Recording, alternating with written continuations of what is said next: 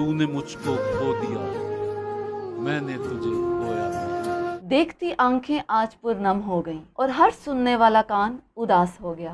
دیکھتی آنکھوں سنتے کانوں آپ کو طارق عزیز کا سلام پہنچے۔ ناظرین، ویڈیو میں آگے بڑھنے سے پہلے آپ ہمارے چینل کو سبسکرائب کر دیں اور اسی کے ساتھ ساتھ بیل آئیکن کا بٹن لازمی پریس کریں اور ہماری ویڈیو کو لائک اور شیئر ضرور کیجیے گا۔ احساس شخصیت، ممتاز ٹی وی کمپیئر، اداکار، ادیب اور شاعر طارق عزیز صاحب اللہ کو پیارے ہو گئے۔ یوں لگا جیسے وہ شب کو دیر تک سویا نہیں۔ ان کی عمر 84 سال تھی۔ حرکت قلب بند ہونے سے وہ انتقال کر گئے۔ زندگی تو خاکی ہے، خاک میں خاک ہونا ہے، اس خاک کے شفا کو اپنے ماتھے کا جھومر بنا لیں۔ طارق عزیز نے ریڈیو پاکستان لاہور سے اپنی پیشہ ورانہ زندگی کا آغاز کیا۔ السلام علیکم۔ پاکستان ٹیلی ویژن سروس کی جانب سے طارق عزیز آپ سے مخاطب ہے۔ یہ پاکستان ٹیلی ویژن کے پہلے اینکر تھے۔ ابھی ٹیلی ویژن کو وجود میں آئے ہوئے پاکستان میں 1 سال کے قریب ہوا تھا۔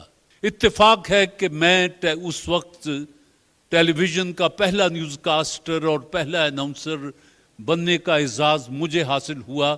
اور انہوں نے نومبر 1964 میں لاہور سے پی ٹی وی کی نشریات کا آغاز کیا تھا۔ بعد ازاں 1975 میں شروع ہونے والے پروگرام نیلام گھر نے طارق عزیز کو شہرت کی بلندیوں پر پہنچا دیا۔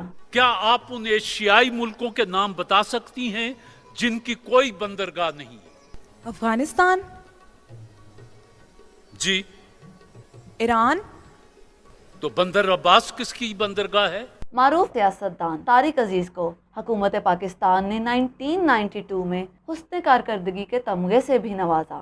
نیند کا ہلکا گلابی سا خمار آنکھوں میں تھا۔ طارق عزیز نے کئی فلموں میں اپنی اداکاری کے جوہر بھی دکھائے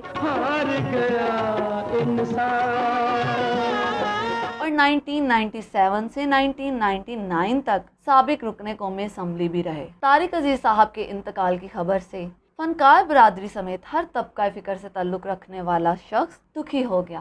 اب انہیں نہ آنکھیں دیکھیں گی نہ کان سنیں گے۔ طارق عزیز دنیا کا نیلام گھر چھوڑ کر چلے گئے۔ آج پاکستان کا ہر گھر اور ہر آنکھ میں ان کے لیے آنسو ہیں۔ اللہ انہیں اپنی جوار رحمت میں جگہ دے اور جنت میں ان کا استقبال ایسے ہی ہو جیسے وہ اپنے شو میں مہمانوں کا کیا کرتے تھے۔ ابتدا ہے رب جلیل کے بابرکت نام سے۔